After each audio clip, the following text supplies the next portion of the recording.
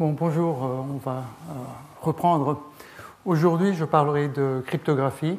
Bien sûr, c'est un domaine très vaste, avec une riche histoire et des résultats récents très intéressants.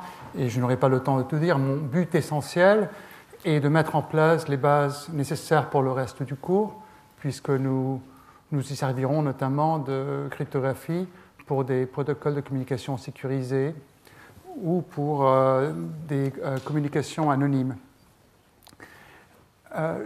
Je veux aussi, bien sûr, vous donner une idée des problèmes et de certaines des techniques de ce domaine.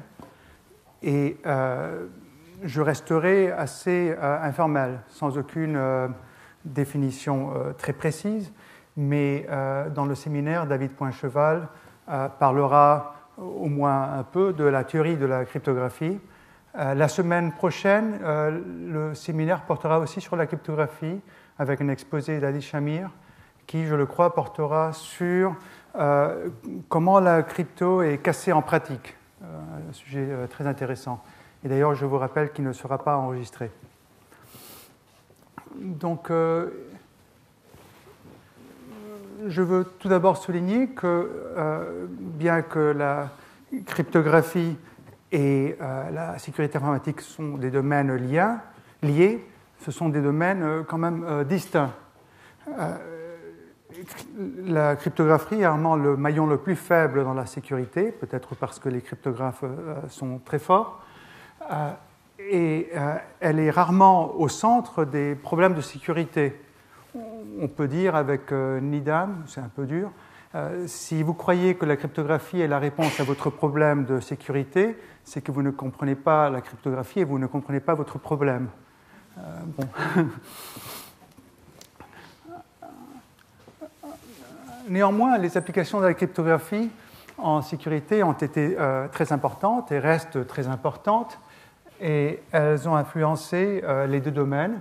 D'une part, les définitions et les méthodes cryptographiques visent très souvent à résoudre des problèmes de sécurité informatique, et d'autre part, les systèmes informatiques ont des dispositifs spécifiques pour la cryptographie, comme par exemple des coprocesseurs qui font les calculs cryptographiques de façon particulièrement sûre et efficace.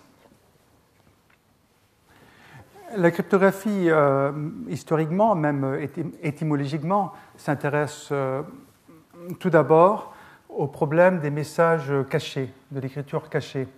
Et historiquement, cela revient à l'utilisation de la cryptographie à clé partagée. C'est donc par là que je commencerai. Plus tard, nous verrons qu'il y a aussi d'autres types de cryptographie, notamment pour garantir les propriétés d'intégrité. Dans les méthodes cryptographiques de chiffrement à clé partagée, nous avons des données en clair que nous voulons chiffrer. Nous appelons l'algorithme de chiffrement, qui produit un cryptogramme qui ensuite peut être déchiffré avec un algorithme de déchiffrement que nous appelons D pour retrouver les données en clair.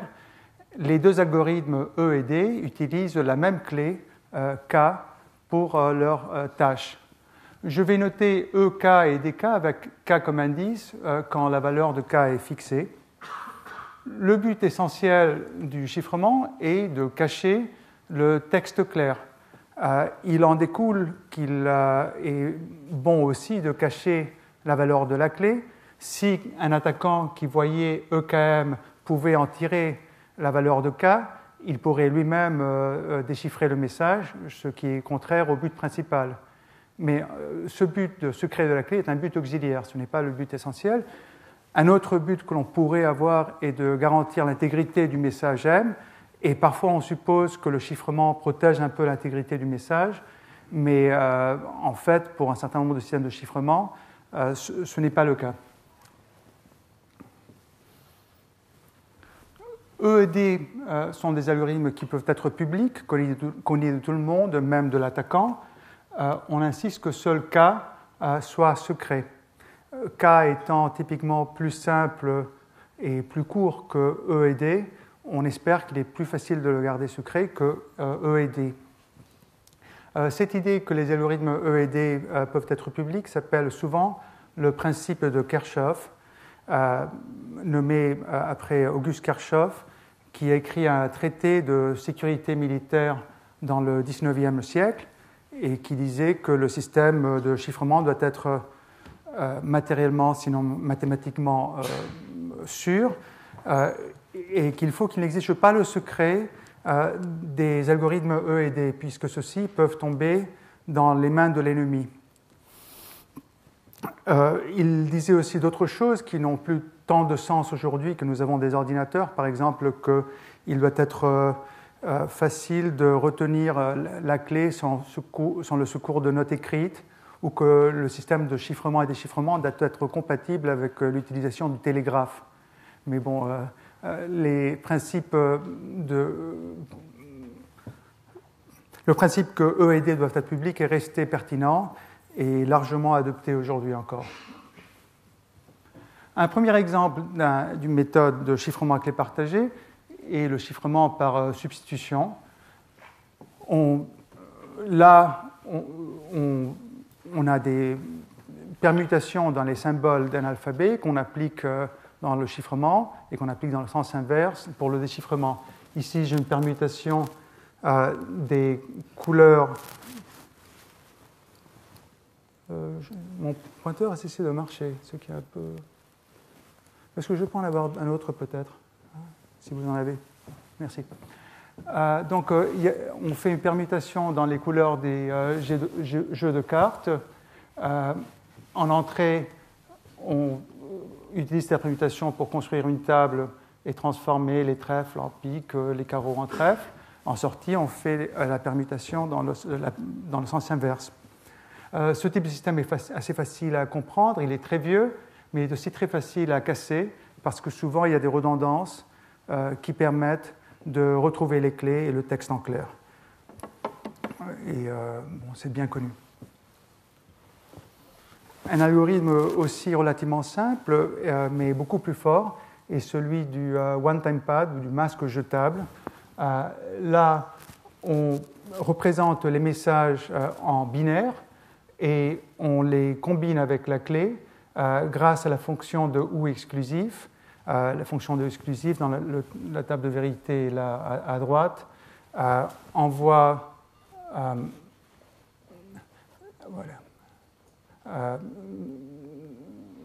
deux entrées de bits vers 0 si elles sont égales et vers 1 autrement. Donc on fait un nœud exclusif du texte clair avec les données et on fait un nœud exclusif à nouveau en sortie. Donc il est très important pour cet algorithme que chaque clé soit utilisée une seule fois. Si une clé est réutilisée, cela permet à un attaquant qui aurait accès aux deux cryptogrammes qui sont calculés de les combiner avec un nœud exclusif et en tirer par des équations sur l'eau exclusif un nœud exclusif des deux textes clairs. Si un des deux textes clairs est plus tard connu de l'attaquant, il peut en déduire le deuxième. C'est encore plus grave. Dans un article assez récent, en 2006, Stubblefield montrait que même en sachant juste que les deux textes clairs sont des messages en anglais, par exemple, cela fournit assez de redondance à l'attaquant pour pouvoir les déduire tous les deux. Il montrait que cette attaque marchait contre une version de Word qui chiffrait les messages, les documents Word avec un nœud exclusif, et il réussissait à les déchiffrer une fois que le même mot de passe était utilisé pour deux documents Word en quelques secondes et avec une très bonne probabilité. Par contre, si chaque clé est utilisée une seule fois et que la clé est choisie de façon aléatoire, cet algorithme est fort. Mathématiquement, il est absolument parfait en ce sens que chaque cryptogramme peut correspondre avec la même probabilité à n'importe quel texte clair. Les méthodes modernes, dont je parlerai juste un tout petit peu plus tard, sont plus faciles à mettre en œuvre elles requièrent des clés plus courtes. Dans le système de O exclusif, il faut autant de clés qu'on a de texte clair. Ils sont aussi difficiles à casser, mais cette difficulté n'est pas prouvée de façon inconditionnelle. Ils sont un peu plus difficiles à comprendre et aussi plus difficiles à mettre en œuvre. Typiquement, ils requièrent des ordinateurs. Ils sont toujours fondés sur des opérations de bas niveau, comme le O exclusif ou des permutations. Et donc, les opérations de chiffrement et de déchiffrement sont assez efficaces. Typiquement, elles prennent juste quelques microsecondes. Comme dans ces premiers exemples, les préoccupations qui sont en jeu dans ce type d'algorithme de chiffrement sont bien sûr la sécurité, mais aussi la distribution des clés et la difficulté d'exécution des algorithmes. Nous voyons aussi quelques thèmes déjà dans ces premiers exemples. D'abord, on s'intéresse souvent à des attaquants qui ont certaines informations, certains pouvoirs. Par exemple, dans le cas du exclusif, je parlais d'un attaquant qui aurait accès à 2 cryptogrammes. Nous nous intéressons à des calculs à sens unique, comme le chiffrement, qui est difficile à inverser, et aussi à des choix aléatoires, par exemple des choix aléatoires de clés. Ça remarche. Je parlerai un peu plus longuement de ces 3 thèmes pour revenir ensuite aux méthodes de chiffrement. D'abord, les types d'attaques. Parfois, on suppose seulement que l'attaquant a accès au cryptogramme. C'est le cas le plus simple et peut-être le plus standard. Parfois, on suppose aussi que l'attaquant a accès à quelques textes clairs qu'il connaît. Par exemple, il se pourrait que l'attaquant sait que les messages chiffrés commencent toujours par une salutation standard. Parfois, il se pourrait que l'attaquant puisse choisir une partie du texte clair. Par exemple, il se pourrait que l'attaquant écrive un rapport et que son ennemi inclut ce rapport dans le message chiffré. Enfin, parfois l'attaquant peut choisir un message chiffré et demander au système de le déchiffrer. C'est ce qu'on appelle une attaque par chosen ciphertext, par cryptogramme choisi. Ça a l'air un peu compliqué, mais en fait c'est très important et c'est très efficace en pratique. Ces derniers temps, il y a un certain nombre d'attaques par cryptogramme choisi. Par exemple, l'attaquant peut présenter un certain nombre de cryptogrammes à un serveur sur Internet et demander pour chaque cryptogramme si oui ou non le cryptogramme est bien formé, s'il est conforme aux règles syntaxiques de formation des messages pour le système en question. Au bout d'un certain nombre d'interactions, parfois juste 256, parfois l'attaquant a assez d'informations pour réussir à en tirer la clé de chiffrement. C'est assez étonnant, c'est assez fort. Ça a marché ces derniers temps contre le système de chiffrement de Ruby on Rails. Ça a aussi marché contre une version de ASP.NET, un framework de Microsoft pour écrire des applications web. Donc c'est assez redoutable et on est en train d'essayer de faire en sorte que les serveurs Internet ne puissent pas être utilisés comme des oracles pour ce type d'attaque.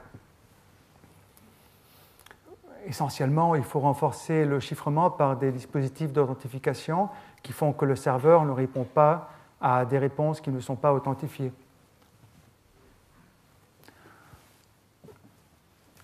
En dehors du cadre purement cryptographique, il y a aussi, bien sûr, des attaques qui consistent à essayer de tirer le matériel de la clé d'une façon ou d'une autre, par exemple en exploitant des failles dans le logiciel par des dépassements de tampons, en exploitant des canaux auxiliaires, par exemple en analysant la consommation de courant des fonctions de chiffrement et de déchiffrement, on peut parfois tirer quelques bits des clés, ou enfin par ingénierie sociale, ou en torturant ou en soudoyant les personnes qui connaissent les clés. Ce cartoon illustre bien la différence entre la théorie cryptographique et la pratique. En théorie, on peut supposer qu'il s'agit juste de théorie de nombres avec de grands nombres premiers, et que si on a d'assez grands nombres premiers, la sécurité est parfaite. En pratique, on peut souvent contourner tous ces dispositifs mathématiques pour forcer les gens qui connaissent les clés à les donner. Ce n'est pas un problème quand même qui échappe tout à fait aux défenses techniques. On peut essayer de développer des systèmes informatiques, non seulement des systèmes cryptographiques, qui rendent ce deuxième type d'attaque moins intéressant. Dans un vieux livre encore très amusant, Between Silk and Cyanide, Leo Marx racontait le développement des codes des agents anglais qui étaient parachutés en Angleterre. Et un de ses buts, en développant ces codes, était de faire en sorte que les agents puissent facilement détruire le code et n'aient pas à les mémoriser, justement pour éviter ce deuxième type d'attaque. Et cela a demandé un travail technique considérable de sa part. Un deuxième thème, je disais, c'est les fonctions à sens unique. F est une fonction à sens unique si pour tout argument m, f de m est facile à calculer, mais pour tous les m, ou presque tous les m, si on a un f de m, il est difficile de retrouver m ou un autre m' tel que f de m est égal à f de m'. Ce type de calcul à sens unique a des analogies dans le monde physique. Quand on mélange de teintures de couleurs différentes, il est ensuite difficile de séparer les couleurs. En mathématiques, il est facile de multiplier des nombres, mais il est plus difficile de factoriser. En crypto, si EK est une bonne fonction de chiffrement avec une clé secrète K, alors on espère que la fonction EK soit à sens unique. Le troisième thème, c'est le choix aléatoire. Le choix de bons nombres aléatoires est absolument crucial pour la cryptographie, comme le système de... Merci beaucoup. Comme dans le système de masque jetable. Ah, c'est parfait. C'est absolument essentiel d'avoir de bons nombres aléatoires, non seulement pour ce système-là, mais pour tout système cryptographique. Si on a de bons nombres aléatoires, on peut tout au moins toujours utiliser le one-time pad. Si on n'en a pas, même si on a des systèmes cryptographiques ultramodernes qui marchent parfaitement, la génération de clés ne sera pas bonne et un attaquant pourra deviner les clés de toute façon. De même, on peut dire que pour la cryptanalyse, les systèmes d'écoute sont absolument essentiels. Si on a un bon système d'écoute, même si on ne sait pas vraiment décrypter les messages, on pourra toujours avoir quelques messages en texte clair et on pourra tout au moins savoir si oui ou non des messages chiffrés sont transmis, ce qui parfois donne quelques informations. Alors que si on n'a pas d'écoute, même si on est très fort pour le décryptage, ça ne sert à rien si on n'a pas de message à décrypter. Donc, génération de nombres aléatoires et système d'écoute sont les deux bases primordiales de la cryptographie et de la cryptanalyse.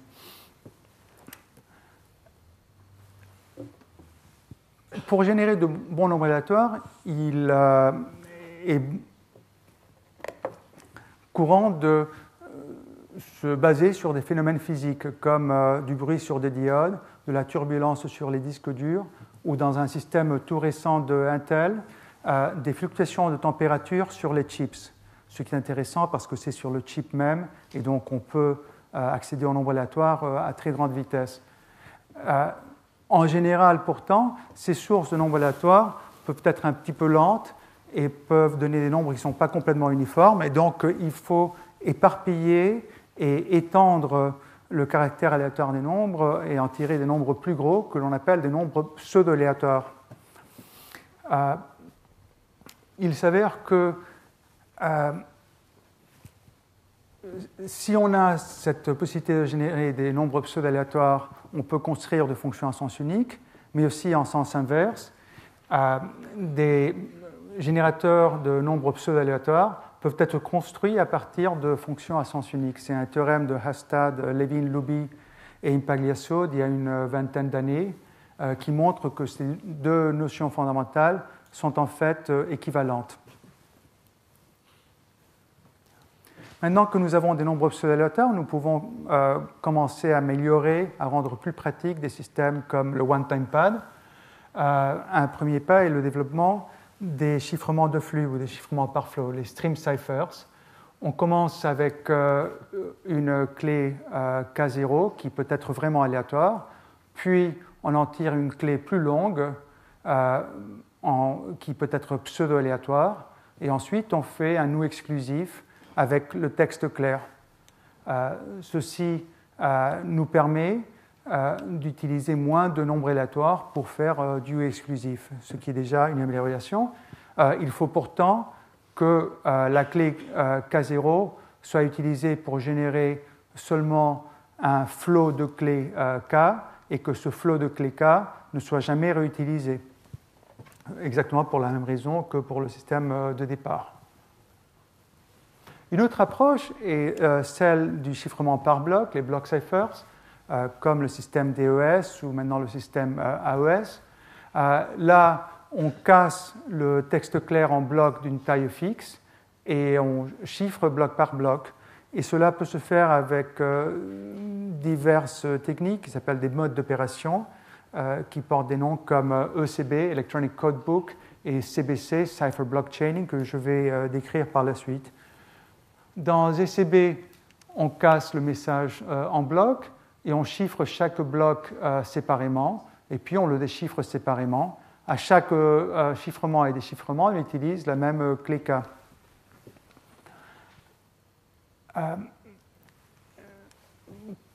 Ce chiffrement ne fournit aucune intégrité. Il est donc possible pour un attaquant de permuter les blocs du message chiffré pour que, après le déchiffrement, on tire un message qui n'est pas celui du départ, où il y a eu une permutation. De mon point de vue, ceci n'est pas bien grave, puisque le but du chiffrement n'est pas l'intégrité de toute façon, c'est le secret.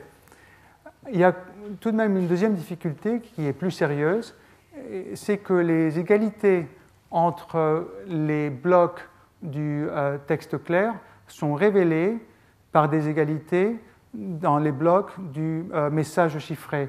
Si deux blocs, comme ici le premier et le deuxième, ont les mêmes bits, alors les blocs du cryptogramme seront aussi identiques.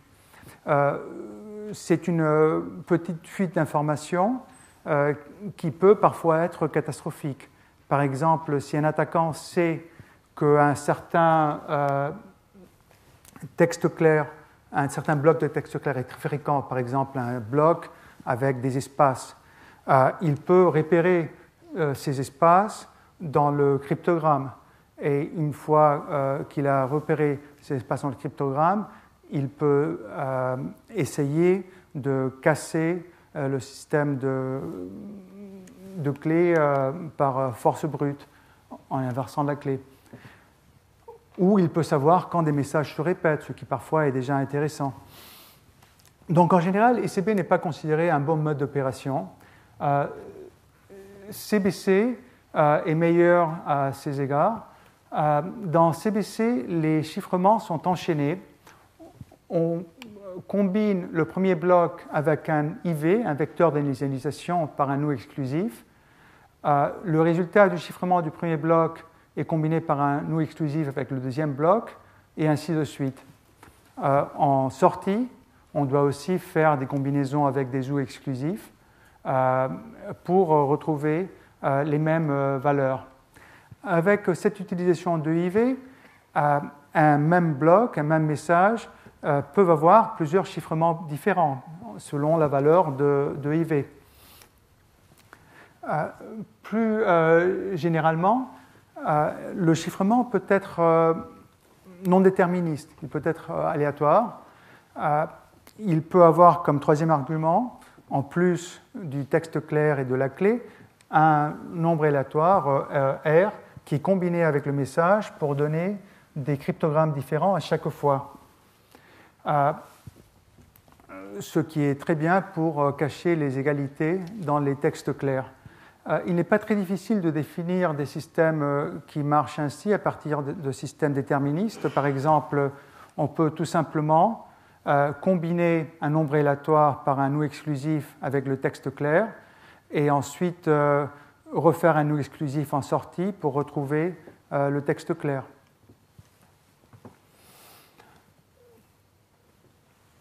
Donc nous savons comment étendre un algorithme de chiffrement qui marche pour des blocs à des messages plus longs, par exemple avec CBC.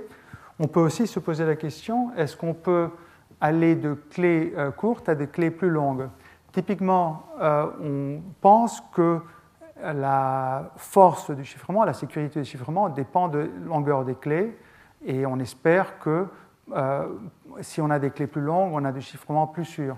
En tout cas, si la clé est courte, le chiffrement ne peut pas être très sûr puisque l'espace de possibilités que l'attaquant a à explorer pour retrouver la clé est tout au plus de taille 2 à la puissance la taille de la clé. Une première idée pour renforcer le chiffrement est de le faire plusieurs fois. C'est ce qu'on appelle le surchiffrement. Par exemple, on peut chiffrer un texte clair avec une clé K1, puis avec une clé K2. Dans cet exemple, tout simplement avec le même algorithme de chiffrement. Et on peut avoir l'espoir qu'on aura accumulé les forces de K1 et K2 d'une façon ou d'une autre dans ce double chiffrement. Par exemple, on pourrait espérer que si K1 et K2 ont la même longueur n, et que casser le chiffrement avec K1 et K2 prend un temps 2 à la puissance n, alors casser ce double chiffrement devrait prendre un temps 2 à la puissance 2n. Ça semble assez intuitif, mais en fait, ce n'est pas vrai. On peut faire une attaque qui marche plus vite que ça. Supposons que l'attaquant dispose d'un message M et de son chiffrement C. Donc c'est une attaque par non-plain text, texte clair connu, et il veut retrouver K1 et K2. L'attaquant construit deux tables, la première qui contient des paires de messages chiffrés sous une clé K et la clé K, l'autre qui contient des messages déchiffrés avec une clé K' et la même clé K'. Donc, tous les chiffrements possibles de M qu'il connaît et tous les déchiffrements possibles de C qu'il connaît. Ces tables sont ordonnées et donc l'attaquant peut essayer de trouver des entrées où EKM est égal à DK'(C). Quand il trouve deux entrées où il y a cette égalité, il va considérer que KK' est une paire de valeurs possibles pour K1 et K2. Il pourrait y avoir plus d'une paire KK' qui satisfait cette propriété, mais si l'attaquant peut disposer de quelques paires MC de plus, il peut en écarter toutes sauf une seule qui reste, qui est la vraie valeur de K1 et K2. Cette attaque marche donc avec un nombre fixé d'itérations sur l'espace de clés, et donc en temps 2 à la puissance n plus 1 à peu près, plutôt que 2 à la puissance de n. C'est une attaque qui est donc assez efficace, pourtant avec de très grandes tables. Elle n'est pas toujours très pratique si on ne peut pas garder ces tables en mémoire. Je vous raconte ça parce que c'est un peu anecdotique, mais je veux surtout souligner que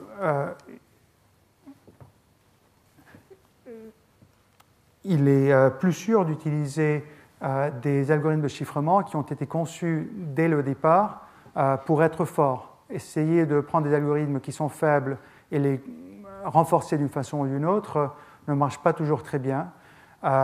Parfois, avec des chiffrements multiples, par exemple le triple chiffrement, on réussit à avoir des systèmes forts, mais c'est typiquement très difficile à prouver.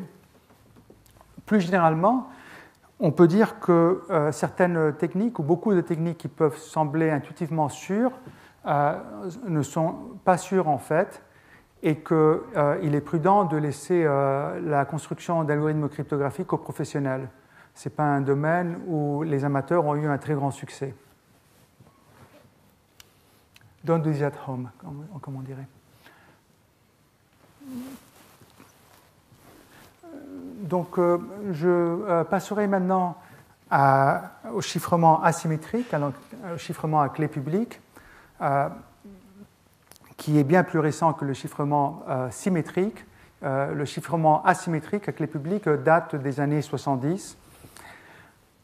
Dans le chiffrement à clé publique, on a une généralisation du chiffrement asymétrique. Chaque principal peut disposer d'une clé secrète SK dont il se sert pour déchiffrer les messages. L'inverse de la clé secrète est une clé publique PK pour chiffrer les messages, avec la propriété, bien sûr, que si on chiffre et puis on déchiffre, on retrouve le message initial. Les opérations de chiffrement et déchiffrement et aussi l'opération pour générer les clés typiquement utilisent des exponentiations sur les nombres ou d'autres structures mathématiques avec des exponentiations de grands nombres, etc. Elles sont donc plus coûteuses. La génération de clés, le chiffrement, le déchiffrement peuvent coûter des millisecondes plutôt que des microsecondes, comme dans le cas pour la cryptographie symétrique.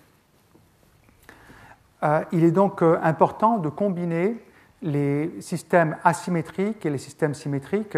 Comme nous le verrons plus tard dans le cours, il arrive assez souvent qu'on se sert de systèmes asymétriques, donc à clé publique, pour chiffrer des clés partagées, et ensuite on se sert des clés partagées pour faire le chiffrement de manière plus efficace dans des connexions de longue durée. Malgré cette complication, malgré ce coût, il y a quand même un certain avantage au système à clé publique. Un de ces avantages est que la distribution des clés devient un peu plus simple. Si on doit distribuer des clés dans des systèmes à clés partagées, s'il y a un serveur pour distribuer ces clés, ce serveur va connaître toutes les clés. Et donc le serveur peut se faire passer pour les principaux du système et peut déchiffrer tous les messages qui passent dans le système. Dans un système à clé publique, par contre, le serveur n'a besoin que de distribuer les clés publiques et non pas les clés secrètes. Et donc, il ne peut pas déchiffrer tous les messages qui passent dans le système. Il n'en reste pas moins que la distribution de clés est un problème difficile, même dans les systèmes à clé publique, et nous reviendrons sur ce problème la semaine prochaine. Un premier exemple de cryptographie publique que j'ai déjà mentionné est le système RSA, que je vais définir un peu plus en détail ici. Dans le système RSA, une clé de chiffrement, donc une clé secrète, contient un module N qui est un produit de deux grands nombres premiers P et Q, choisis de manière aléatoire, et un autre nombre E, une exposante, qui n'a pas de facteur en commun, ni avec P-1, ni avec Q-1. Alors, le chiffrement d'un message M est M à la puissance E, modulo N. La clé de déchiffrement est tout simplement les facteurs P et Q du module N. Le déchiffrement d'un message C est C à la puissance D modulo N, où D est choisi en sorte que ED est égal à 1 modulo P-1 fois Q-1. Un tel D existe toujours parce que nous avons supposé que E n'a pas de facteur en commun avec P-1 et Q-1. On peut donc retrouver un D et un K par l'algorithme pour trouver les plus grands diviseurs communs, tel que ED plus K fois P-1 Q-1 est égal à 1. On peut aussi vérifier avec un tout petit peu de théorie des nombres que C à la puissance D est bien égal à M. Il est évidemment important que la clé secrète ne puisse pas être retrouvée à partir de la clé publique. Dans le cas de RSA, cela veut dire en particulier qu'on ne peut pas retrouver les facteurs P et Q à partir de n. Il est donc essentiel pour la sécurité de RSA que le problème de factorisation soit difficile, ce qui semble bien être le cas, même si ce n'a pas été prouvé. On n'a pas prouvé non plus que la difficulté de RSA, la difficulté de casser RSA, est équivalente à la difficulté de casser le problème de factorisation. Tout de même, le système RSA a très bien tenu depuis son invention il y a plus de 30 ans. Un deuxième système qui est public, aussi très classique, est le système Diffie-Hellman. Supposons que P est un nombre premier et G est un générateur du groupe multiplicatif des entiers modulo P. Supposons que A et B veulent communiquer. A invente un nombre x et publie G à la puissance x modulo P. B invente y et publie G à la puissance y modulo P. X et y essentiellement servent de clés secrètes, donc servent à faire le déchiffrement. G à la puissance x et G à la puissance y servent comme clés publiques. A et B peuvent tous les deux calculer G à la puissance xy modulo P. Par exemple, A connaît x, reçoit G à la y et peut ensuite calculer G à la y à la puissance x, ce qui donne bien G à la puissance xy. Mais un troisième principal, par exemple Ève, qui veut passer G à la x et G à la y, ne peut pas en principe en tirer G à la xy, à moins que Ève ne sache calculer les logarithmes, ce qui semble être difficile dans ce groupe. Donc le problème de Cassidy-Diffie-Hellman est tout au plus aussi difficile que le problème d'extraire des logarithmes. Bon, donc G à la xy est un secret partagé seulement par A et B, même s'ils ne savent pas avec qui le secret est partagé, ce n'est pas un système qui fournit l'authentification. À partir de GXY, A et B peuvent calculer d'autres clés, ou ils peuvent se servir tout simplement de G à la xy comme une clé de chiffrement pour ensuite échanger des messages chiffrés entre eux deux. Dans ces systèmes qui utilisent un petit peu de théorie de nombres, un peu de mathématiques, on peut vouloir, ou on peut avoir, même si on ne les veut pas, des propriétés algébriques en plus du fait que le déchiffrement d'un chiffrement redonne bien le texte clair. Par exemple, dans le système RSA, il s'avère que le chiffrement d'un produit est égal au produit des chiffrements, si la clé est la même. C'est une propriété multiplicative qui est vraie pour RSA à l'état pur, mais qui n'est pas vraie pour les standards fondés sur RSA, où souvent il y a du remplissage ou d'autres variantes qui cassent cette égalité. Dans le cas de RSA et de cette propriété multiplicative, on n'est pas trop mécontent qu'elle ne soit pas vraie dans les standards parce qu'on ne veut pas nécessairement s'en servir et parce qu'on craint que les attaquants puissent s'en servir d'une façon ou d'une autre pour leurs attaques. Mais plus généralement, on peut parfois s'intéresser et même vouloir des systèmes avec des propriétés d'homomorphisme. Et non seulement pour la multiplication, mais aussi pour d'autres propriétés. On dit qu'un système de chiffrement est complètement homomorphe si, pour toute fonction f sur les textes clairs, il existe une fonction correspondante f' sur les cryptogrammes, telle que f des arguments texte clair est égal au déchiffrement de f' appliqué aux arguments chiffrés. Ou dans le cas symétrique, la même chose, où on remplace les clés publiques et privées par une seule clé partagée. Ce que ceci veut dire, c'est essentiellement qu'on peut faire des calculs sur des messages chiffrés. Supposons que je veux calculer f sur M1, Mn, je peux d'abord les chiffrer, demander à quelqu'un auquel je ne fais pas pleine confiance de calculer f' sur même message chiffré sans avoir à lui révéler les messages, recevoir le résultat de ce calcul et ensuite, par déchiffrement, trouver la valeur que je cherchais au départ, c'est-à-dire la valeur de f sur les textes clairs. Depuis longtemps, on a très envie de pouvoir faire ce type de choses.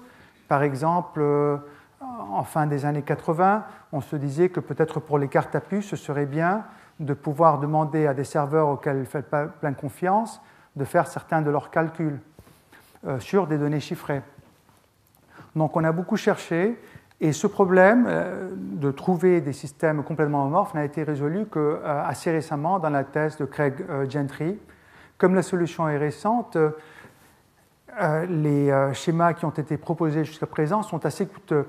Le chiffrement, le déchiffrement, typiquement, prennent quelques secondes ou même quelques minutes. On peut espérer que ces systèmes deviendront plus efficaces dans les années à venir. Beaucoup de chercheurs y travaillent en ce moment. Une partie de la motivation actuelle pour ces efforts vient du cloud computing. Là, on imagine qu'un client qui a des données privées et des clés de chiffrement pourrait souhaiter mettre ces données chiffrées sur le cloud pour les protéger des administrateurs du cloud, des attaquants contre le cloud, demander au cloud de faire quelques calculs sur ces données et puis en avoir les résultats pour ensuite déchiffrer et obtenir la valeur d'une fonction f. Dans le cas des clés asymétriques, c'est encore plus général parce que n'importe qui peut envoyer des données sur le cloud pour ensuite permettre à un autre client de tirer le résultat de calcul sur le cloud.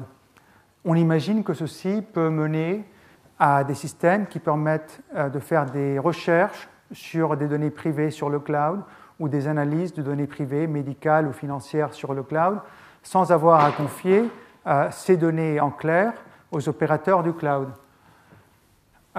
Pour l'instant, ce n'est pas tout à fait pratique dans le cas général parce que ces schémas restent très coûteux et il y a sans doute d'autres difficultés. On peut imaginer que ce sera pratique plus rapidement pour des cas particuliers, par exemple pour des recherches sur des données privées. Bon, donc jusqu'ici, j'ai parlé essentiellement des propriétés de secret, mais la cryptographie moderne, comme je le disais tout à l'heure, nous fournit aussi des outils pour l'intégrité et pour d'autres propriétés de sécurité. Et dans la minute qui nous reste, je vais en décrire quelques-uns, en commençant par les fonctions de hachage. Fonctions de hachage cryptographiques comme par exemple SHA-2, je l'espère. Je dis je l'espère parce que dans les dernières années, un certain nombre de fonctions de hachage ont été cassées. Et en ce moment, il y a de grands efforts pour trouver de fonctions de hachage plus sûres et qui tiendront pendant un certain temps. On dit qu'une fonction f est résistante aux collisions s'il est difficile de trouver deux messages différents m et n, tels que f de m est égal à f de n. Essentiellement, c'est une propriété d'injectivité. Une fonction f est une fonction de hachage à sens unique, on dit aussi une fonction de hachage cryptographique, si elle est résistante aux collisions, si elle est à sens unique, et souvent on demande aussi qu'elle donne des résultats d'une taille fixe, par exemple de 156 bits, donc une taille assez restreinte. Ces fonctions d'hachage sont utilisées depuis longtemps pour garantir des propriétés d'authenticité, notamment pour l'authentification des usagers. Ça remonte au travail de Roger Needham en 1967. Needham avait inventé le système pour authentifier les usagers avec des mots de passe, tout en ne gardant pas en clair les mots de passe sur les ordinateurs qui authentifiaient les usagers. Le but était de ne pas permettre aux administrateurs des systèmes d'avoir accès à ces mots de passe et aussi de faire en sorte que si un attaquant réussissait à compromettre la sécurité du système, il n'avait pas directement accès à tous les mots de passe en clair. Dans le schéma de Needham, dans le serveur, il y avait une table qui donnait les noms des usagers du système et non pas les mots de passe en clair, mais l'image de ces mots de passe par une fonction de hachage à sens unique, ou dans le cas de Needham, plutôt une fonction de chiffrement, qui était utilisée essentiellement comme une fonction de hachage. Quand un usager Alice voulait se connecter sur le système, Alice donnait son nom d'usager, son mot de passe, on hachait le mot de passe de Alice, on le comparait à l'entrée dans la table. Si les deux sont égaux, Alice avait accès au système, sinon l'accès était dénié. Il faut bien sûr que la fonction f soit à sens unique, sinon ce schéma n'a aucun intérêt, puisqu'on pourrait retrouver les mots de passe en clair à partir de cette table. Il faut aussi que la fonction soit résistante aux collisions, parce que sinon, les mots de passe de deux usagers différents pourraient être confondus. Et on pourrait donner accès à Bob alors qu'en fait c'est Alice qui est en train de se brancher. Enfin, il y aurait toutes sortes de problèmes. Donc, même si tout ceci est bien compris depuis 507, même tout récemment en 2011, on trouve toujours des systèmes qui utilisent ce type de schéma, mais qui ne marchent pas. Pour certains mots de passe sur Amazon, en fait, il y avait des collisions dans la fonction de hachage, ce qui permettait de se connecter sur Amazon avec des mots de passe qui étaient faux, jusqu'à très récemment, janvier 2011.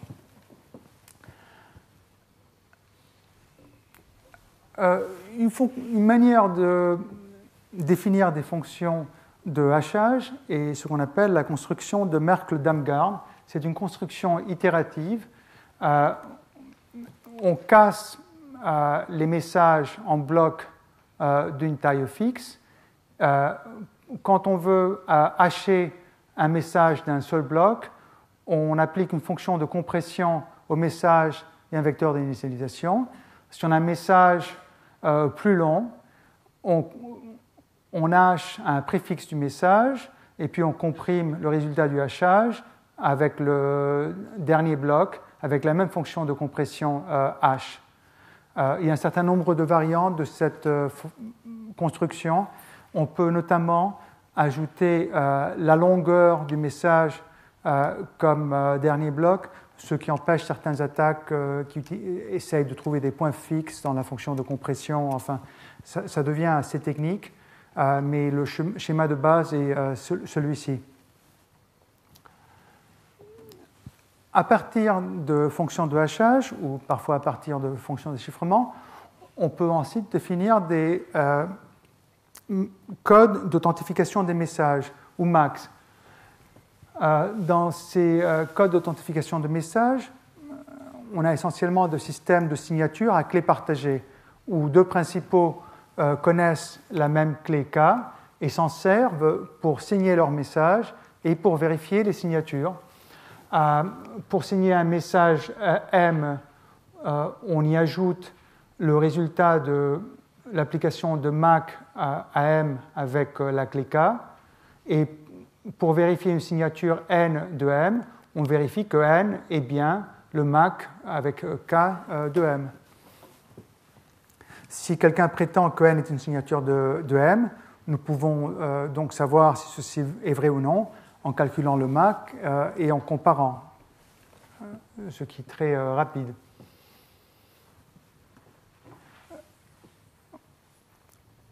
On veut que ces MAC ne puissent pas être générés par des attaquants qui ne connaissent pas la clé K en principe. Plus précisément, on voudrait qu'un attaquant qui a vu un certain nombre de MAC mais qui ne connaît pas la clé d'avance, ne peut pas calculer un nouveau MAC pour un message M qui n'est pas parmi les messages qui ont été maqués précédemment. Il en découle que le MAC d'un message ne doit pas révéler la clé, mais il peut révéler le message même. Rien ne dit que le MAC doit protéger le secret des messages. Il est donc prudent soit de chiffrer les MAC, soit de maquer des messages chiffrés. Il y a les deux variantes et on se dispute beaucoup pour savoir laquelle est la bonne. Et nous reviendrons sur ce point, je pense, dans une semaine ou deux. Donc, je disais, on construit des Macs souvent à partir de fonctions de hachage. Il y a un certain nombre d'idées pour le faire de façon sûre.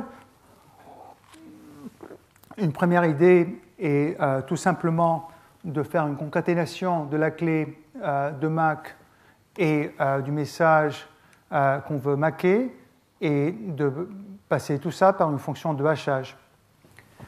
Il y a pourtant un problème avec cette approche naïve. Elle est vulnérable à une attaque par extension. Si la fonction de Mac est définie de façon itérative à partir d'une fonction de compression H, comme dans la construction de Mark Damgard, alors avec cette définition, le Mac de M1 Mn plus 1 est égal à H du Mac de M1 Mn et de Mn plus 1. Ce qui permet à un attaquant qui aurait vu le Mac de ce message-ci de calculer le Mac de ce message plus long. Donc ça lui permet d'étendre le message, ce qui n'est pas permis par la définition de la condition de sécurité pour les Mac. Cette attaque est bien sûr très connue, elle est très classique. Encore une fois, pourtant, il y a des systèmes récents qui sont vulnérables à cette attaque. Apparemment, le système Flickr de partage de photos était assez récemment vulnérable à ce type d'attaque, par exemple. Il y a de meilleures idées. Par exemple, on peut appliquer la fonction de hash 2 fois en utilisant la clé 2 fois. Et il y a d'autres variantes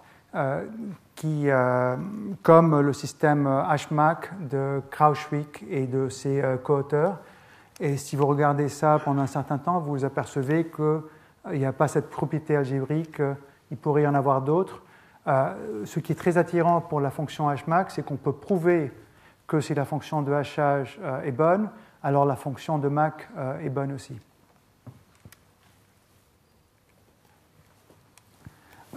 Pour finir, je veux juste dire un mot sur les signatures à clé publique. Je pense que David Poincheval en dira bien plus dans le séminaire.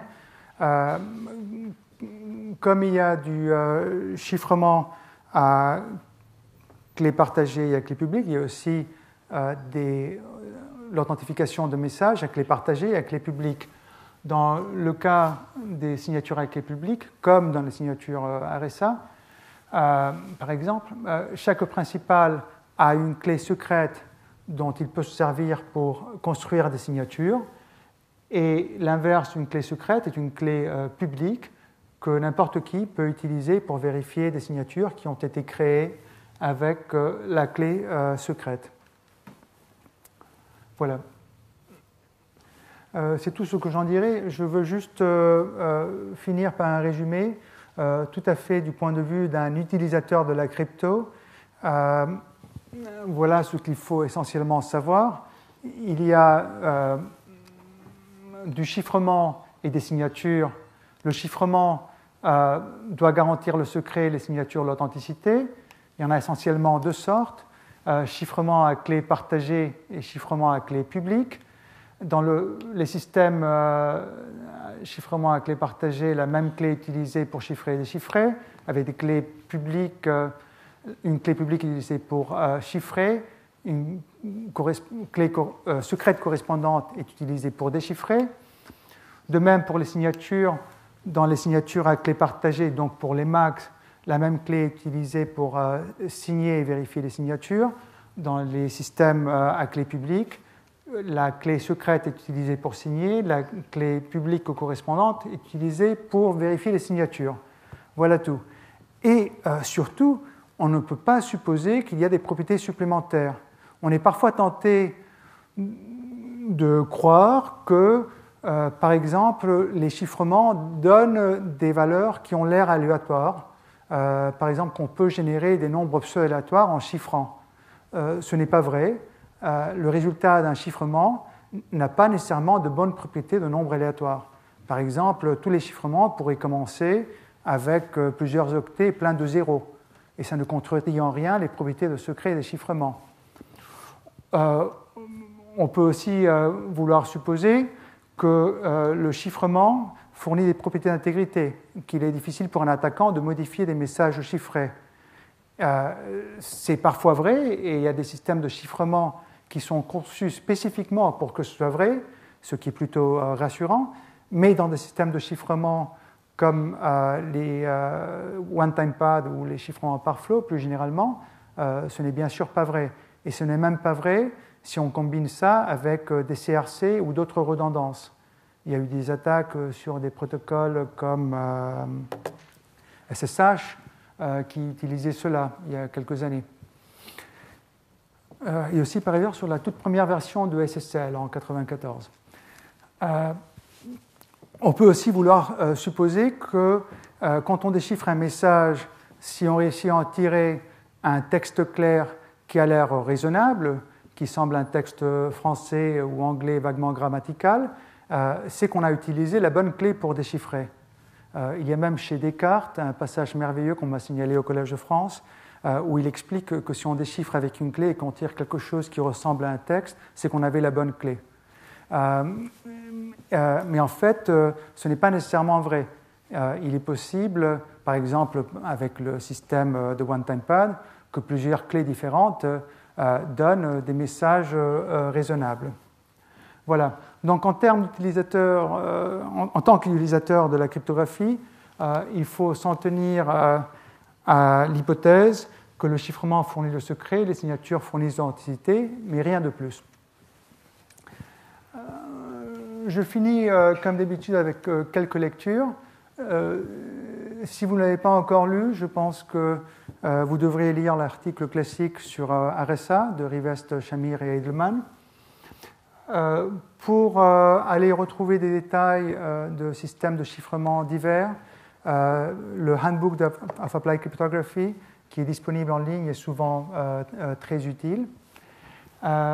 Puisque Jacques Stern vient d'entrer dans la salle sigilleusement, je profite pour recommander la lecture de son livre qui n'est pas vraiment une introduction à la cryptographie, mais plutôt une réflexion sur l'histoire, l'évolution, l'avenir de la cryptographie et ses liens avec les mathématiques et la notion de preuve.